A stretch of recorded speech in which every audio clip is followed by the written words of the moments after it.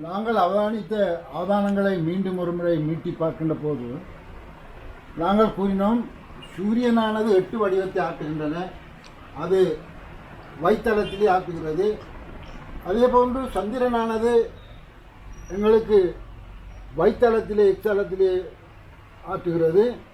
அதே போன்று நாங்கள் ஏனைய உடுத்தொகுதிகள் எல்லாம் எங்களுக்கு எக்ஸலத்தில் வைத்தளத்திலே ஆற்றுவதாக நாங்கள் கவனித்தோம். அதில் ஒன்று, நாங்கள் ஏற்கனவே கூறியது போன்று சமதூரத்தில் இருந்தவாறு அந்த வேகங்களை கணித்து அதை எக்ஸலத்திலே வைத்தளத்திலே நகர்ந்த விடயங்களை அறிந்து கொண்டோம். இன்னும் ஒரு நிகழ்வு நடக்கின்றது. அதாவது சூரியனுடைய அந்த சந்திரனுடைய வடகிழக்கு திசையில் உள்ள இயக்கம், அந்த இயக்கத்தை கவனித்து பாருங்கள். இந்த இயக்கம்தான் அது சூரியனது 8 இயக்கம், சந்திரனது இயக்கம், கோள்களினுடைய இயக்கம். அந்த இயக்கங்கள் இந்த படத்தில் தெளிவாக காட்டப்படுகிறது.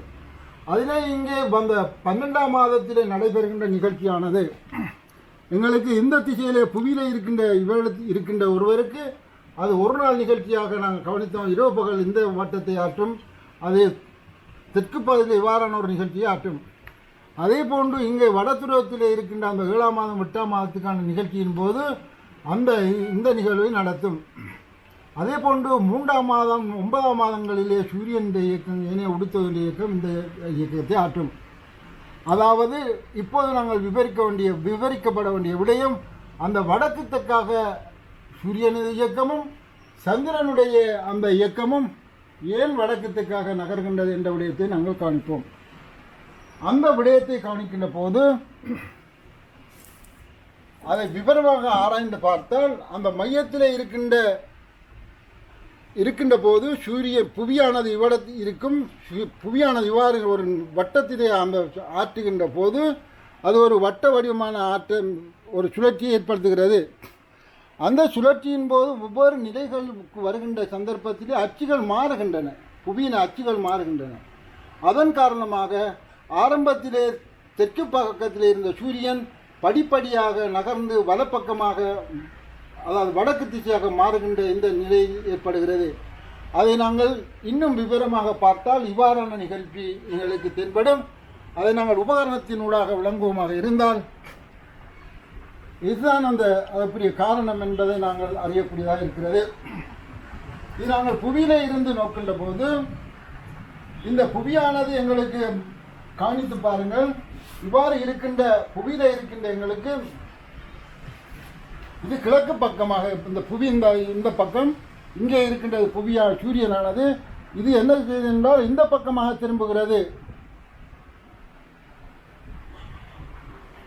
இது எங்களுக்கு இது கிழக்கு பக்கமாக இருந்தால் இது நேராக கிழக்கு பக்கமாக இவ்வாறு தெரியும். ஆரம்ப காலம் இதில் இவ்வாறான 9ஆம் மாதம் இவ்வாறான ஒரு திசையிலே திரும்புகின்றது சூரியன். அடுத்த இதிலே படிப்படியாக இவ்வாறான நிகழ்வு இந்த இடத்திലേക്ക് வரும். அது மீண்டும் இவ்வாறான ஒரு சுழற்சியை ஏற்படுத்துகிறது. இதன் காரணமாகத்தான் அந்த வடகிழக்கு திசையிலே அந்த சூரியனது நிகழ்ச்சி நடைபெறுகிறது. அதே போன்று சந்திரனுடைய நிகழ்ச்சியும் அவ்வாறு தான் அதே பாதையிலே நகர்கின்ற போது இவ்வாறான அதற்கான காரணம் இந்த சூரியனும் புவியும் நான் ஏற்கனவே கூறியது போன்று ஒரு மையத்திலே வச்சு சுழல்கின்ற போது இந்த சூரியனுக்கு புவியானது இருக்கின்ற படிப்படியாக இவ்வாறான ஒரு நிகழ்ச்சி நடைபெறுகிறது. இந்த நகர்ச்சியின் போது நீங்கள் கவனித்து பாருங்கள், இந்த வட்டத்தில் நகர்கின்ற போது இந்த புவியினது அச்சு, இந்த புவி அச்சியானது இந்த சிவப்பு மையால் குறிப்பிட்டிருக்கின்றேன். இந்த சிவப்பு மைய அச்சியானது எந்த திசையில் இருக்கின்றது, படிப்படியாக அசைகிறது. இவ்வாறான அசைவு ஏற்படுகின்ற போது இவ்வாறான நிகழ்ச்சி நடைபெறுகிறது. இங்கே கவனித்து பாருங்கள், இங்கே இருக்கின்ற இந்த புவி அச்சியானது எங்களுக்கு சுற்றி சுழன்று கொண்டிருக்கின்ற போது வட துருவம் தென் துருவத்துக்கு மாறுவதாக நாங்கள் இவ்வாறு அவதானித்திருக்கிறோம். இந்த திசையில் நாங்கள் அவதானிக்கின்ற போது இப்படி மாற்றம் ஏற்பட்டு கொண்டிருக்கின்றன. அந்த மாற்றம் ஏற்பட்டு கொண்டிருப்பதன் ஊடாக எங்களுக்கு அந்த திசையிலே அந்த 8 திசையிலே மாற்றுவதாக நாங்கள் காண்கின்றோம்.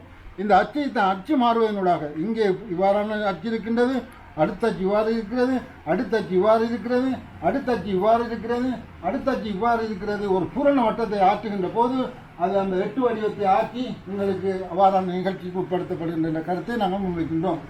இந்த உபகரணத்தினூடாக தெளிவாக விளங்கலாம். அதன் காரணமாகத்தான் எங்களுக்கு ஏற்கனவே கூறிய கொண்டு சூரியன் 8ம் சந்திரனான இவ்வாறான நிகழ்ச்சியும் எங்களுக்கு ஏனைய இந்த இதுவும் எங்களுக்கு காணப்படும். இவ்வாறான ஒரு சுழற்சி ஏற்படுகிறது. அந்த சுழற்சி இந்த பகல் சூரியனுடைய இந்த சூரியனானது இந்த திசையிலே வருகிறது.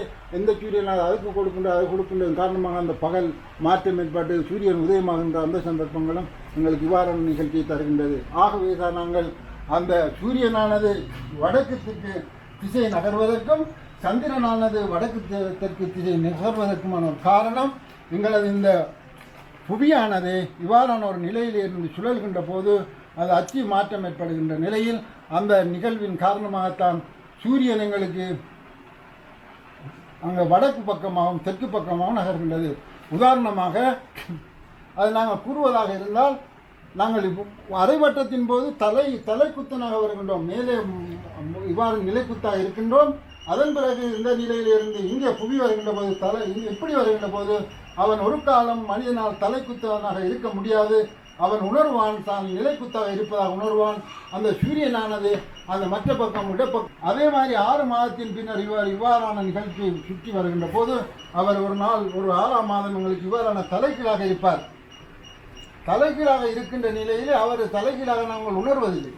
அதில் என்ன நடைபெறுகிறது என்றால், நாங்கள் இவ்வாறு தான் இருக்கின்றோம் என்ற நிலை ஏற்படுகிறது.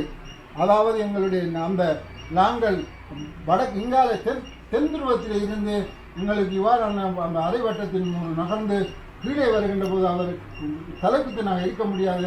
அவர் இவ்வாறான நிகழ்ச்சிக்கு வருகின்ற போது மற்ற திசைக்கு மாறுகின்றார். இப்போ புவியானது ஆரம்ப நிலையிலே நிலைக்குத்தனாக இருந்து காலையில் குதிக்கின்றது. அடுத்த கட்டம் இவ்வாறு மாறப்படுகின்ற போது சூரியன் அச்சு மாற்றப்படுகிறது. அதே டைமில் கீழ் நோக்கி இருக்கிறார். அதன் காரணமாக அவர் தலைக்குத்தனாக உண்மையான நிலைக்கு வருகின்ற போது அவர் இடப்பக்கத்தில் இருந்து வலப்பக்கம் நகர்வதாக நாங்கள் சூரியனை காண்கின்றோம். அதே போன்றுதான் அந்த சந்திரனும் எங்களுக்கு கூம்பு வடிவத்திலே அசைகின்றது. அதுவும் 12 வட்டங்களையும் இவ்வாறான இயக்கத்தை ஆக்குகின்றன.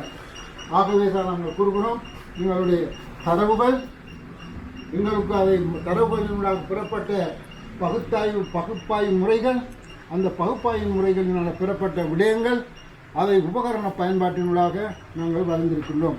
அந்த இயக்கம்தான் ஒரு மையத்தை நோக்கி, அந்த மையத்திலே இருந்து சமுதிரத்திலே புவியும் சூரியனும் இருக்கின்றன, ஏனைய கோள்கள் இருக்கின்றன.